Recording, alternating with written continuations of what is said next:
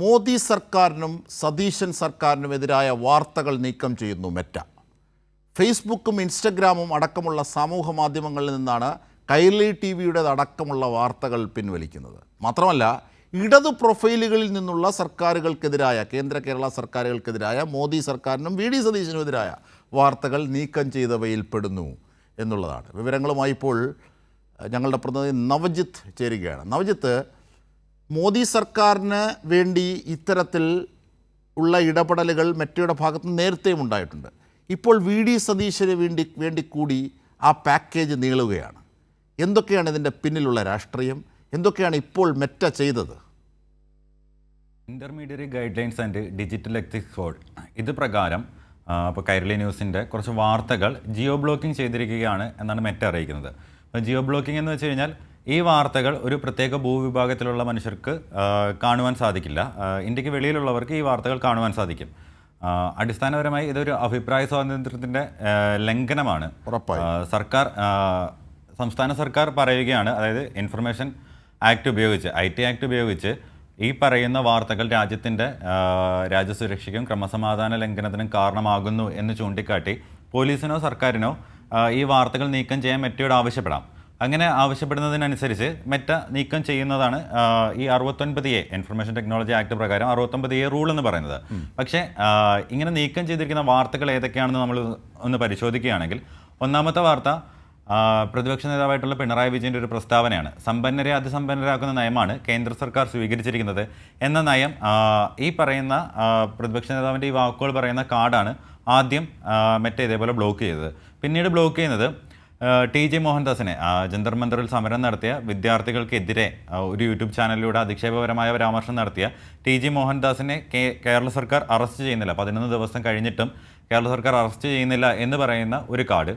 അടുത്തൊരു കാർഡെന്ന് പറയുന്നത് പുനർജനി പദ്ധതി, മുഖ്യമന്ത്രി വി ഡി സതീശൻ്റെ പുനർജനി പദ്ധതിയിൽ മുഖ്യമന്ത്രി തന്നെ അധിക്ഷേപിച്ചു എന്ന് ഒരു അതിൻ്റെ ഉപഭോക്താവായിട്ടുള്ള ഒരു സ്ത്രീ പറയുന്ന വാർത്ത. ഈ കാർഡുകളാണ് ഈ നിയമം ഉപയോഗിച്ച് ഇപ്പോൾ ബ്ലോക്ക് ചെയ്തിരിക്കുന്നത്.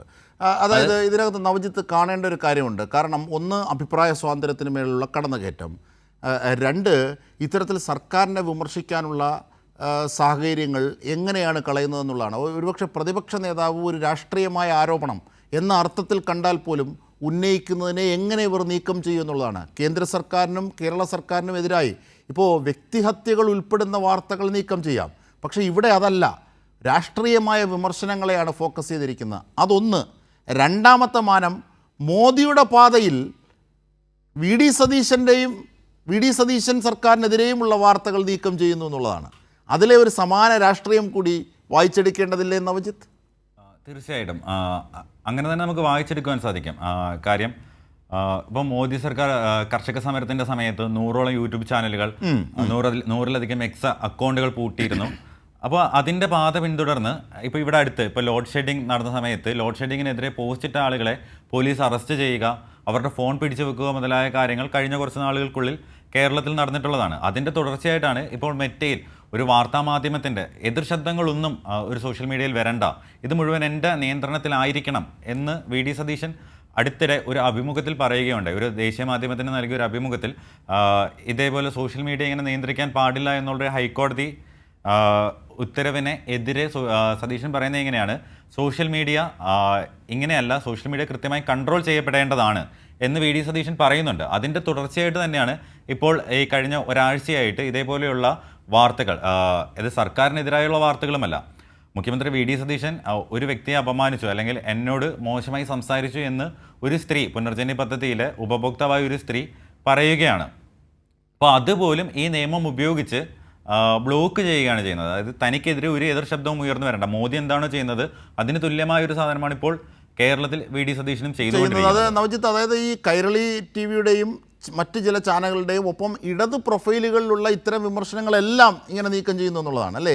ഒരു ഏകപക്ഷീയമായ നീക്കം ചെയ്യില്ല. ആലോചിക്കുക, പല വിധത്തിലും സോഷ്യൽ മീഡിയ ഹാൻഡിലുകളെ ഉപയോഗിച്ച് വ്യക്തിഹത്യകൾ ശത്രുക്കൾക്കെതിരെ, രാഷ്ട്രീയ ശത്രുക്കൾക്കെതിരെ പ്രചരിപ്പിക്കുന്നവരായിരുന്നു ഇവർ. പ്രചരിപ്പിച്ചിട്ടുണ്ട്. അത് രാഹുൽ മാങ്കൂട്ടം വിഷയത്തിലടക്കം നാം കണ്ടതാണ്. അങ്ങനെയുള്ള ഇവരാണ് ആരോഗ്യപരമായ സർഗാത്മകമായ വിമർശനങ്ങളെ തുടച്ചു നീക്കാൻ ശ്രമിക്കുന്നത്. നവജിത്ത്, തീർച്ചയായും അടുത്തിടെ തന്നെ കണ്ടതാണ് സ്വന്തം പിതാവിനെ കടലിൽ കാണാതായിട്ട് സർക്കാർ അതിനെതിരെ ഒരു നടപടിയും സ്വീകരിക്കാതെ തന്നെ ഒരു പെൺകുട്ടി വിമർശിച്ചപ്പോൾ അതിൻ്റെ ദുഃഖം സമൂഹ മാധ്യമത്തിൽ പങ്കുവച്ചപ്പോൾ അല്ലെങ്കിൽ മാധ്യമങ്ങളോട് പങ്കുവച്ചപ്പോൾ ആ പെൺകുട്ടിയുടെ പ്രൊഫൈലിൽ കയറി നിരന്തരം അധിക്ഷേപിക്കുകയും ആക്ഷേപകരമായ രീതിയിൽ വർത്തമാനം പറയുകയും സൈബർ ബുള്ളിയിങ് നടത്തുകയും ചെയ്ത ഒരു വിഭാഗമാണ് ഇപ്പോൾ എതിർ ശബ്ദങ്ങളെ അടിച്ചമർത്താൻ വേണ്ടി നിയമങ്ങളെയും അതിൻ്റെ ലൂപ്പ് ഹോളുകളെയും ഉപയോഗിച്ച് നിയമം ദുരുപയോഗപ്പെടുത്തി ഇങ്ങനെ ചെയ്യുന്നത്. ഒരു മൗലിക അവകാശം, അറിയാനുള്ള അവകാശവും അഭിപ്രായ സ്വാതന്ത്ര്യം മൗലിക അവകാശമാണ്. ആ മൗലിക അവകാശത്തെ തന്നെ ഇല്ലാതാക്കിക്കൊണ്ട് നിങ്ങളിതൊന്നും അറിയണ്ട, ഞങ്ങൾക്കെതിരായ ഒരു വാർത്തകളൊന്നും അറിയണ്ട, ഞങ്ങൾ പറയുന്നത് മാത്രം നിങ്ങൾ കേട്ടാൽ മതി, ഞങ്ങൾക്കെതിരായ എല്ലാ വാർത്തകളും ഞങ്ങൾ നീക്കം ചെയ്യും. എന്താണോ കേന്ദ്ര സർക്കാർ ചെയ്യുന്നത് അതിൻ്റെ മറ്റൊരു രൂപമായിട്ട് PD സതീശൻ സർക്കാർ കേരളത്തിൽ മാറിക്കൊണ്ടിരിക്കുകയാണ്. തീർച്ചയായും എന്നെ എതിർക്കാനുള്ള നിൻ്റെ അവകാശത്തെ ഞാൻ ജീവൻ നൽകിയും സംരക്ഷിക്കും എന്നതാണ് ജനാധിപത്യത്തിൻ്റെ അടിസ്ഥാനം.